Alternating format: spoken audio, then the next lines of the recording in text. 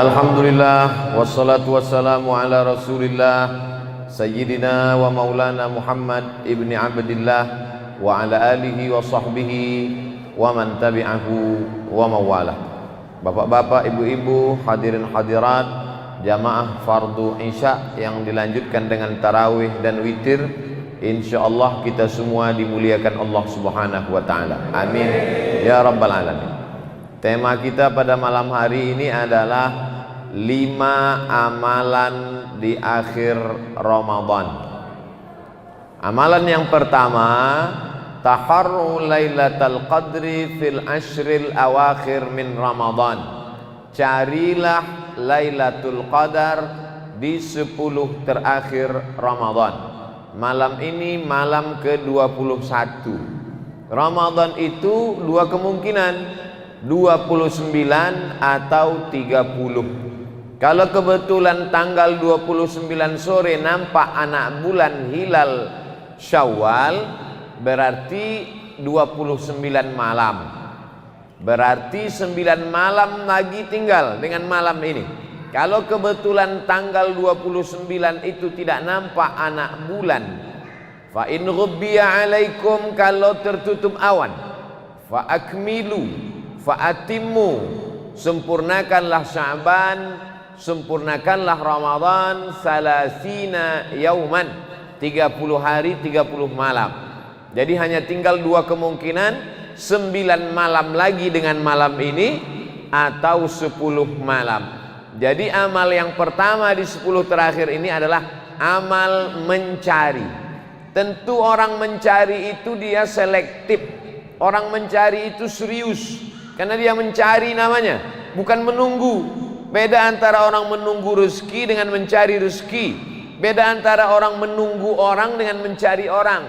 Maka betul-betul dicari Lailatul Qadar ini. Bagaimana cara mencarinya?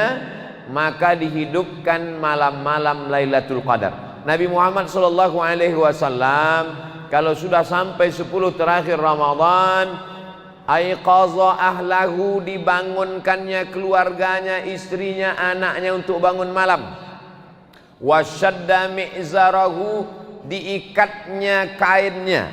Makna mengikat kain kuat itu artinya khusyuk, lebih fokus kepada ibadah dibandingkan 20 malam yang sudah berlalu. Jadi memang 10 terakhir ini memang betul-betul yang selama ini tidurnya banyak, maka 10 terakhir malam ini dikurangi karena lebih banyak beribadah. Ibadah-ibadah malam itu nanti akan kita kaji pada poin yang kedua. Lalu yang dimaksud dengan malam itu mana? Malam itu biasanya dari mulai tenggelamnya matahari, terbitnya syafaq ahmar, tanda merah di ufuk barat, azan maghrib. Tapi yang dimaksud dengan malam Lailatul Qadar itu adalah dari mulai penghitungannya setelah Isya. Jadi kalau kita hitung Isya di Sumatera ini jam 8, 9, 10, 11, 12, 1, 2, 3, 4, 5. Jadi kalau diumpamakan jam 5 azan selama 9 jam. Maka 9 jam itulah yang diisi dengan qiyamul lail. Maka dicarilah 9 jam. Maka kata Allah Ta'ala dalam Al-Quran, salamun hiya hatta matla'il fajr. Jadi garis finishnya salamun hiya, selamat dia malam itu, hatta matla'il fajr, sampai waktu terbit fajar. Yang dimaksud terbit fajar adalah azan subuh. Jadi kalau ada orang mengatakan Nabi Muhammad SAW membagi malamnya menjadi 3, perbanyaklah beribadah di 1/3 malam, maka tinggal bagi saja 9 bagi 3, 9, 10, 11, 12, 1, 2, 3, 4, 5. Jadi yang dimaksud dengan 1/3 itu adalah 9, 10, 11. Yang dimaksud dengan 1/3 malam itu adalah 12, 1, 2. Jadi kenapa Nabi itu mudah bangun malam? Karena dia tidurnya di awal waktu. Kalau beribadahnya habis Isya, tidak pakai tidur, namanya qiyamul lail. tegak di waktu malam. Tapi kalau habis isya tidur, melawan ngantuk, itu bahasa Arabnya tahajjada ya tahajjadu, tahajjudan, tahajjud. Wa minal laili, dan dari sebagian malam, fatahajjad, lawanlah tidurmu, lawanlah kantukmu. Di kota Makkah dua-dua dilaksanakan. Habis sholat isya tarawih. Tarawih itu qiyamul lail. Kenapa disebut tarawih? Karena setelah 4 rakaat duduk beristirahat lama, panjang. Di tempat kita habis 2 rakaat duduk sebentar. Tapi setelah 4 rakaat ada baca doa. Al-Khalifatul Awal Abu Bakrin Siddiq radhiyallahu an. Duduk sejenak bertasbih, berselawat, berzikir, mengingat Allah. Lalu kemudian setelah itu barulah dia tegak lagi. Maka ini semua ibadah-ibadah yang bernilai man qama, siapa yang menegakkan malam. Orang lain malamnya berbaring, menempelkan tulang belakangnya, tengkuknya ke atas bantal, tapi dia man qama, tegak. Ramadan, imanan, karena iman kepada Allah, wahtisaban, karena mengharapkan balasan dari Allah, ghufira lahu ma taqaddama min dzambih, maka diampunkan Allah dosa-dosanya yang lalu. Kalau dia bangun setelah tidur, namanya tahajud. Kalau dia tidak tidur, namanya qiyamul lail. Maka kita disuruh untuk qiyamul lail. Malam-malam ini dihidupkan, bahkan tidak tidur sama sekali. Bahkan orang-orang soleh itu memang dari mulai isya sampailah subuh. Dan di Indonesia ada beberapa masjid yang melaksanakan qiyamul lail dari isya sampai subuh. Ada yang setengah Al-Quran 15 juz, bahkan ada yang 1 juz selama 8 jam. Potong, makan, sahur, zikir, baca Quran, dan istirahat sejenak. Jadi amalan yang pertama adalah amalan mencari. Mencari itu bukan amalan Pak Ustadz. Amalan itu kan sholat, zikir, baca Quran. Mencari itu amalan. Mencari ilmu amalan. Man kharaja fi talabil ilmi, siapa yang keluar rumah berniat menuntut ilmu, fahuwa fi sabilillah, maka dia sama seperti orang yang berjihad fi sabilillah hatta yarji'a, sampai dia pulang ke rumah. Maka mencari maklumat, mencari ulama, mencari habaib, mencari pengetahuan, mencari tempat ibadah, mencari waktu-waktu yang baik, mencari ini adalah juga ibadah. Ini poin yang pertama. Yang kedua, apa ibadah-ibadah waktu qiyamul lail itu? Qiyamul lail umum, qiyam tegak. Orang yang tegak tak tidur, orang berbaring bisa tidur, orang duduk bisa tidur. Kalau orang tegak tertidur, lututnya akan bengkok, pasti dia jatuh. Berapa banyak jamaah saking kenyang perutnya tarawih tertidur waktu tegak, jatuh dia. Maka ketika orang qiyam tegak, maknanya dia malam itu tidak diisi dengan tidur. Lalu diisi dengan apa? Malam 9 malam dalam 21, 22, 23, 24, 25, 26, 27, 28, 29 ini. Yang pertama diisi dengan solat sunnat. Solat isya berjamaah, habis isya ba'diyah, habis ba'diyah tarawih, habis tarawih kemudian witir, lalu kemudian pulang ke rumah, nanti bangun malam solat sunat wudhu, habis solat sunat wudhu solat sunat taubat, habis solat sunat taubat solat sunat tahajud, habis tahajud kemudian solat sunat witir. Tidak lagi witir karena udah witir habis tarawih tadi. La witrani, tak boleh 2 kali witir fi lailatin, dalam 1 malam. Tak boleh 2 kali witir dalam 1 malam. Tadi sudah solat witir, masjid kita sudah solat witir tadi. Nanti bangun malam hanya solat tahajud saja, tidak ditutup lagi dengan witir. La witrani, tak boleh 2 kali witir dalam 1 malam. Jadi malam ini diisi dengan solat. Kemudian setelah solat membaca Al-Quran.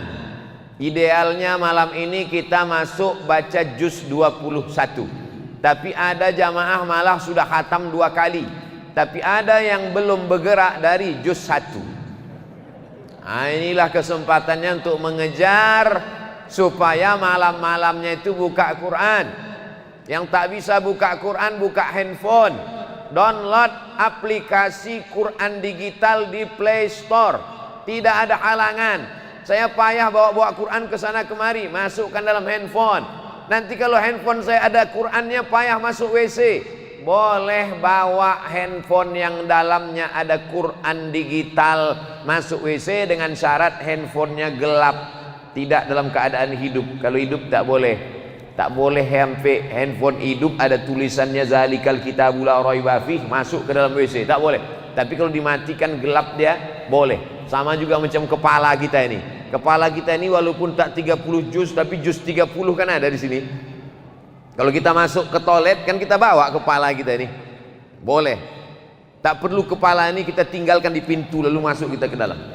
Itu dalil untuk mengatakan Quran yang ada di dalam handphone boleh dibawa karena dia tidak dalam keadaan hidup. Maka bacalah Al-Quran terus hatamkan. Target mesti khatam. Masih ada 9 malam untuk diisi dengan Al-Quran. Duduk satu juz, 1 jam 1 juz, 2 jam 2 juz, 3 jam 3 juz. Berarti kalau 3 juz malam ini, 10 malam lagi, insya Allah yang belum memulai baca Quran, start malam ini, insya Allah sebelum malam takbiran sudah khatam, insya Allah. Amin. Yang tak bilang amin, diaminkan Allah SWT, diaminkan para malaikat, dikabulkan Allah Ta'ala doa-doanya. Lalu kemudian amalnya sholat sunat. Setelah sholat sunat baca Quran. Wabil ashari hum yastaghfirun, memperbanyak istighfar. Astaghfirullahalazim, lebih panjang. Astaghfirullahalazim alladzi la ilaha illa huwal hayyul qayyum wa atubu ilaih. Lebih panjang. Allahumma anta rabbi la ilaha illa anta khalaqtani wa ana 'abduka wa ana 'ala 'ahdika wa wa'dika ma sata'tu. A'udzubika min syarri ma sana'tu. Abu'u laka bi ni'matika 'alayya wa abu'u bi dhanbi faghfir li fa innahu la yaghfiru dzunuba illa anta. Man lazimal istighfar, siapa yang memperbanyak istighfar, ja'alallahu lahu min kulli dhiqin makhraja, setiap kesempitan hidupnya diberikan Allah kelapangan. Wa min kulli hammin faraja, setiap kesempitannya diberikan Allah jalan. Wa razaqahu min haitsu la yahtasib, diberi Allah rezeki dari jalan yang tak disangka-sangka. Subhanallah wa bihamdihi subhanallahil azim, subhanallah wa bihamdihi subhanallahil azim, subhanallah wa bihamdihi subhanallahil azim. Kalimatani, 2 kalimat, khafifatani 'alal lisan, ringan di lidah, tsaqilatani fil mizan, memberatkan timbangan mizan pada hari kiamat, habibatani ilar rahman, disukai dicintai Allah. Subhanallah wa bihamdihi subhanallahil azim, subhanallah wa bihamdihi subhanallahil azim. Bagi yang belum punya tasbih, malam ini berzikir tak usah pakai tasbih. Jadi sahabat Nabi dulu, orang kalangan salaf kan belum ada tasbih. Bagaimana cara mereka berzikir? Diambilnya tali, diingkatnya pakai simpul-simpul. Simpul itulah yang dia petik sebagai tasbih. Jadi malam ini balik dari sini, ambil tali jemuran, buatlah simpul-simpul untuk berzikir, bertasbih. Subhanallah, subhanallah, subhanallah, subhanallah, alhamdulillah, alhamdulillah, Allahu akbar. Salawat. Man shalla alayya salatan, siapa yang berselawat kepadaku 1 kali, sallallahu alaihi biha asyra, Allah balas 10 kebaikan. Wa huttan anhu asyara sayyiat, ditutupi 10 kesalahan. Wa rufi'at lahu asyara darajat, dinaikkan 10 tingkatan darajat kemuliaan. Maka banyak-banyak selawat. Allahumma salli ala sayyidina Muhammad wa ala ali sayyidina Muhammad. Allahumma salli ala sayyidina Muhammad wa ala ali sayyidina Muhammad. Allahumma salli ala sayyidina Muhammad wa ala ali sayyidina Muhammad. Banyak betul zikir-zikirnya Pak Ustadz. Pilih mana yang paling suka. Saya paling suka selawat, amalkan selawat banyak-banyak. Saya paling suka tasbih, tasbih banyak-banyak. Saya paling suka la ilaha illallah, la ilaha illallah banyak-banyak. Kalau Ustadz sendiri, apa yang Ustadz amalkan? Menjelang azan subuh, istighfar 100, selawat 100, la ilaha illallah 100. Mana tasbih Ustadz? Ada di hotel, tak saya bawa. Kalau tidak pakai tasbih, macam mana cara ngitungnya? Sekali genggam 20. 1, 2, 3, 4, 5, 6, 7, 8, 9, 10, 11, 12, 13, 14, 15, 16, 17, 18, 19, 20. Jadi setiap sekali genggam 20.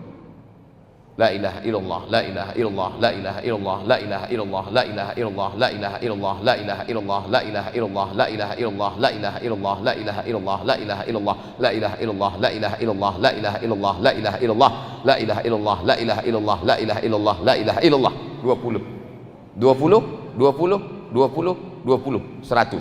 Tapi betul-betul 100, jangan pula 20, 20, 20. Lalu kemudian diantara yang paling afdal diantara amalan ini mana? Sesuai dengan kemampuan. Yang sanggup sholat sunat, tegak, ruku, sujud, tegak, ruku, sujud, tegak, ruku, sujud. Abdullah punya ayah namanya Ahmad bin Hambal, dikenal dengan Imam Hambali. Wahai Imam Hambali, kau punya anak laki-laki namanya Abdullah. Abdullah ditanya orang, kau punya ayah namanya Imam Hambali. Betul. Ayahmu itu ulama. Betul. Dia kalau malam siang berapa rakaat sholatnya? Salasami'ati rakaat, 300 rakaat. Coba hitung berapa rakaat kita. Sholat isya 4, ba'diyah 2, tarawih 20, 26 tambah 3 baru 29. Tahiyatul masjid 31, baru 31 rakaat udah merasa yakin masuk VVIP. Ahmad bin Hanbal 300 rakaat sholatnya sehari semalam. Ada lagi imam namanya Zainal. Zainal artinya perhiasan, Abidin ahli ibadah. Zainal Abidin perhiasan ahli ibadah. Dia punya nama lain Sajjad, sujud. Orang yang banyak sujud namanya Imam Sajjad. Nama dia Ali, nama ayahnya Husain, nama atuknya Ali. Ali bin Husain bin Ali Zainal Abidin, Imam As-Sajjad. Kenapa disebut dia Sajjad? Sehari semalam sujudnya 1000 kali. Begitu disebutkan dalam kitab Syiar A'lam An-Nubala. Jadi coba kita hitung-hitung sujud kita sudah berapa kali. Kalau sujud apakah sujud kita sudah khusyuk? Kalau khusyuk apakah sujud kita sudah lama? Kalau lama tasbihnya apakah sudah tepat? Jangan-jangan kita sujud itu macam menghembus-hembus saja ke bawah. Padahal ada bunyinya. Subhana rabbiyal a'la wa bihamdih, subhana rabbiyal a'la wa bihamdih, subhana rabbiyal a'la wa bihamdih. Ini bulan untuk kita perhatikan ibadah kita. Amalan yang pertama mencari, amalan yang kedua mengisi. Diisi dengan apa? Salat sunat. Diisi dengan apa? Zikir, tasbih, tahmid, takbir, istighfar dan salawat. Diisi dengan apa? Diisi dengan tegak, muhasabah, merenung. Aku ini akan kemana? Sedang berada di mana? Kalau aku mati yang aku bawa ini apa? Ini yang penting, karena ajal bukanlah pulsa yang bisa diisi ulang. Kalaulah ajal itu pulsa bisa diisi ulang, berapa banyak orang-orang kaya bisa menambah umurnya. Makin canggih rumah sakit, makin hebat dokter spesialis, ternyata angka kematian makin tinggi. Maka kesempatan kita untuk mengambil meraih amal-amal soleh hanya tinggal 9 malam saja lagi, Bapak Ibu yang dimuliakan Allah Subhanahu wa ta'ala. Amal yang ketiga, amal yang ketiga adalah membayar zakat fitrah. Membayar zakat fitrah sudah bisa dimulai pada akhir-akhir malam Ramadan ini. Menurut mazhab Maliki dibayar 2-3 hari sebelum Idul Fitri. Menurut mazhab Syafi'i sudah bisa dibayar sekarang. Mau pakai beras silakan bayar pakai beras, ikut timbangan mazhab Syafi'i dalam kitab Al-Makayil wal Mawazin Asy-Syar'iyyah 2,40. Tapi kata Kementerian Agama 2,5, ikut Kementerian Agama. Tapi kata kiai saya 2,7, ikut kiai kamu. Bingung saya Pak Ustadz, genapkan 3 kilo. Jangan berhitung-hitung sama Allah. Nanti Allah berhitung-hitung sama kita, dikasihnya napas kita setengah, baru kita tahu berapalah itu seon 2 on. Kenapa kita berhitung sama Allah? Kalau kita tidak berhitung sama Allah, Allah pun tak akan pernah berhitung kepada kita. Saya malas bawa beras ke masjid, bayar pakai duit menurut mazhab Hanafi, tapi beratnya ikut berat mazhab Hanafi. Berapa berat satu sok menurut mazhab Hanafi? Satu sok itu beratnya 3,25, 3 kilo 25 gram. Sumbernya Al-Makayil wal Mawazin Asy-Syar'iyyah. Penulisnya Syekh Profesor Dr. Ali Jum'ah, mantan mufti Mesir, ulama besar Al-Azhar, masih hidup sampai sekarang. 3,25 gram beras. Beras apa? Beras yang paling enak, yang kau makan paling nyaman, paling lezat, paling sedap, paling kenyang. Itulah yang kau bayarkan untuk zakat fitrah. Jangan makan beras enak untuk bayar zakat fitrah beras raskin. Kau sembunyikan. Pengurus masjid tak tahu. Beras raskin dicuci pakai pemutih. Banyak orang mati disebabkan pemutih. Diperiksa ususnya putih gara-gara pemutih pakaian dicucikan ke beras. Pembohong, penipu tukang beras.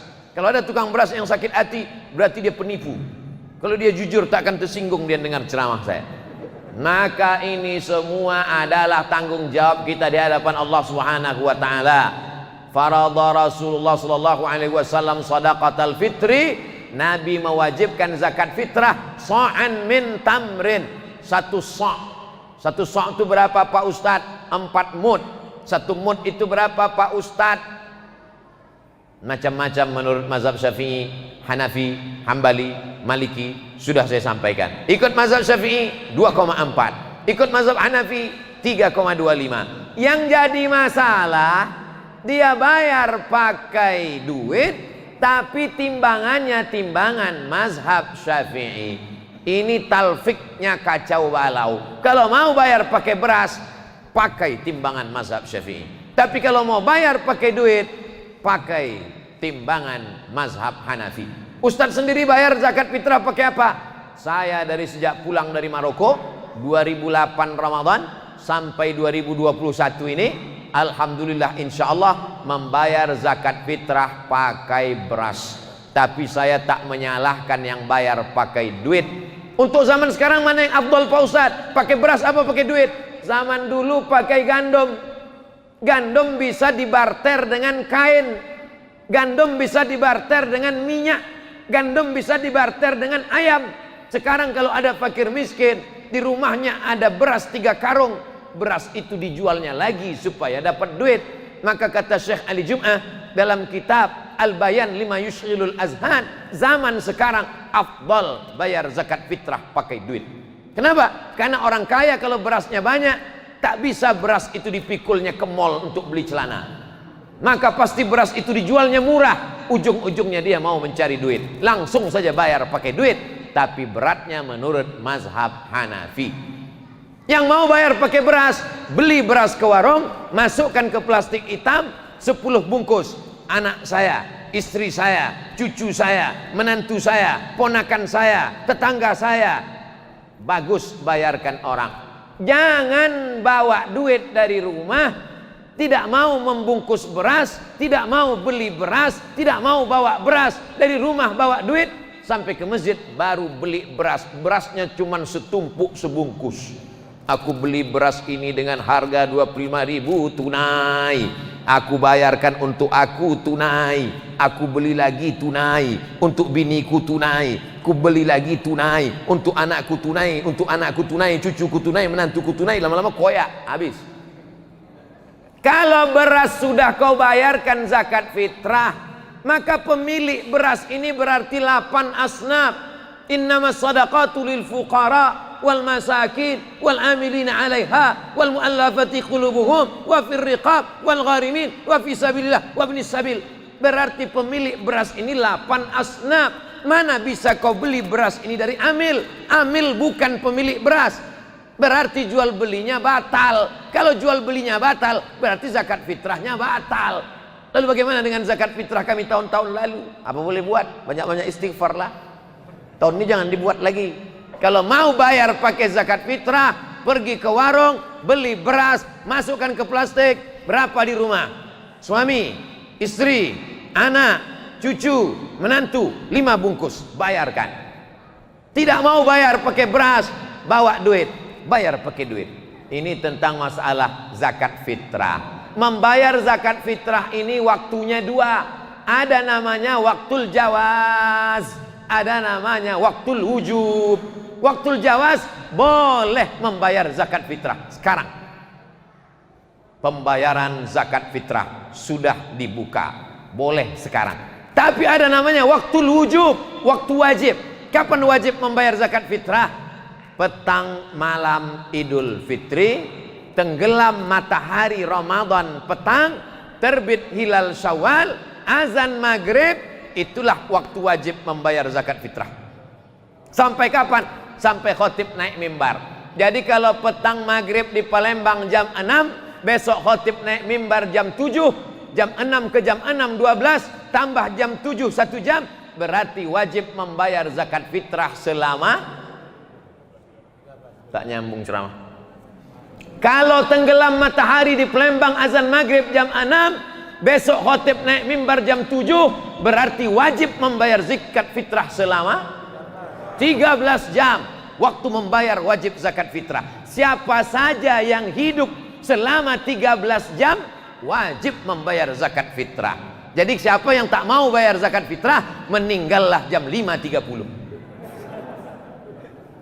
Siapa saja yang hidup selama 13 jam itu, maka dia wajib membayar zakat fitrah. Anak dalam kandungan, ibu mengandung 9 bulan 9 hari kurang 12 jam. Apakah anak yang dikandung ini wajib dibayarkan zakat fitrahnya? Tidak, selama dia tak keluar selama 13 jam. Bagi siapa yang tak mau bayarkan zakat fitrah anak, bisikkan ke dia, jangan kau keluar selama 13 jam ini. Mau lahir dia maghrib tuh, stay on my perut, besoklah kau keluar. Begitu khotib naik mimbar,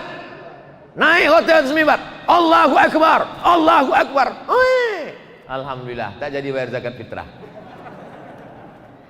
Bagaimana kalau ada orang membayar zakat fitrah sekarang, besok 2 hari lagi dibayarnya, pas terakhir Ramadan jam 5 sore meninggal dia, apakah zakat fitrahnya itu dimintanya balik? Tidak. Bagus, sudah terbayar sebagai sedekah. Mudah-mudahan menjadi amal jariah, mengalir pahalanya, dimakan fakir miskin, ikut melapangkan kuburnya, terang alam barzahnya. Ini semua adalah amalan-amalan kebaikan. Amal ketiga, 10 terakhir Ramadan membayar zakat fitrah. Amal yang keempat, walitukmilul iddata, sempurnakanlah bilangannya. Bagaimana cara menyempurnakan bilangannya? Maka ditengoklah ke awan pakai teropong. Harga teropongnya 50 juta, dipasang di atas gedung paling tinggi di kota. Sejak dibeli sampai sekarang tak pernah nampak anak bulan. Asal dipasang teropongnya nampak, gaji 13 untuk menengok anak bulan. Nama anak bulan itu hilal. Kalau nampak anak bulan, berarti besok hari raya. Tak nampak anak bulan, berarti Ramadan sempurnakan 30 hari. Dalilnya mana? Sumu li ru'yatih, berpuasalah kamu ketika menengok anak bulan. Waftiru li ru'yatih, berhari rayalah kamu ketika menengok anak bulan. Fa in ghubbiya alaikum, kalau tertutup awan, fa atimmu fa akmilu Ramadan 30 yauman, sempurnakanlah Sya'ban, sempurnakanlah Ramadan 30 hari. Simple, sederhana. Saya tak punya alat teropong, saya juga mata tak tajam, maka saya tinggal ikut keputusan Komisi Fatwa Majelis Ulama Indonesia. Lalu kemudian Majelis Ulama Indonesia melapor ke Kementerian Agama, malam-malam diumumkan berdasarkan penampakan bulan sore tadi oleh saksi-saksi tersumpah. Saksi di seluruh Indonesia disumpah oleh Kementerian Agama. Wallahi, tallahi, billahi. Saksinya itu anak muda, matanya masih terang. Saksinya itu jujur dan amanah. Saksinya itu sudah tersumpah. Wallahi, tallahi, billahi. Tidak boleh saksinya orang tua yang matanya kabur, belum disumpah. Karena banyak mengaku menengok anak bulan, setelah ditengok-tengok rupanya bulu matanya jatuh. Nampaknya anak bulan gitu, anak bulan. Kok hilang kan bulu mata jatuh. Jadi betul-betul saksi tersumpah mengaku dia ke Komisi Fatwa, lalu presentasi Kementerian Agama, namanya sidang isbat, maka ditetapkanlah besok masuk 1 Syawal. Ini pun ibadah. Walitukmilul iddata, ibadah yang terakhir yang kelima, walitukabbirullah, bertakbir memuliakan Allah. Allahu Akbar, Allahu Akbar, Allahu Akbar, la ilaha illallah, wallahu akbar, Allahu Akbar, walillahil hamd. Menetes air mata. Kau menangis terkenang emakmu? Tidak. Ayah kau tidak. Kenapa menangis? Tak bisa balik. Mudik tak bisa. Tanggal 6 sampai 17 dilarang terbang. Maka saya pulang ke Pekanbaru tanggal 5 sebelum dilarang. Kalau sampai tanggal 5 tak terbang, berarti hari raya saya di Palembang. Tak bisa terbang. Jangan tepuk tangan pula. Allahu Akbar. Nah, takut pula saya diaminkan jamaah. Saya sudah ada jadwal di Pekanbaru, khutbah di Masjid Nurus Salam, Jalan Taman Sari. Ini semua adalah janji Allah Subhanahu wa taala. Kalau kita tunaikan janji, maka Allah berikan janji dia. Dan Allah tidak pernah ingkar janji. Innaka la tukhliful. Kalau pemerintah mengatakan jangan ramai-ramai, nanti kerumunan, ada Covid, jangan takbir. Takbir aja di rumah. Jangan kita bayangkan takbir itu mesti di masjid. Di rumah ibu sambil membersihkan toples tempat kue. Allahu Akbar, Allahu Akbar, Allahu Akbar. Jangan sampai tak bertakbir ibu. Jangan sampai tak bertakbir malam. Mengagungkan Allah. Kenapa takbir? Menghilang kesedihan. Terbayang wajah emak sedih, Allahu Akbar. Terbayang wajah ayah sedih, Allahu Akbar. Terbayang baju baru tak jadi dibeli, Allahu Akbar. Bertakbirlah malam Idul Fitri. Itulah 5 amalan-amalan yang kita laksanakan selama 9 atau 10 malam. Kalau 10 hari lagi, berarti hari raya tanggal 13. Kalau 9 hari lagi, berarti hari raya tanggal 12. Biarkan bulan bicara. Menunggu anak bulan. Kalau bulannya sabit, namanya hilal. Kalau bulannya bulat, namanya badar. Tala'al alaina.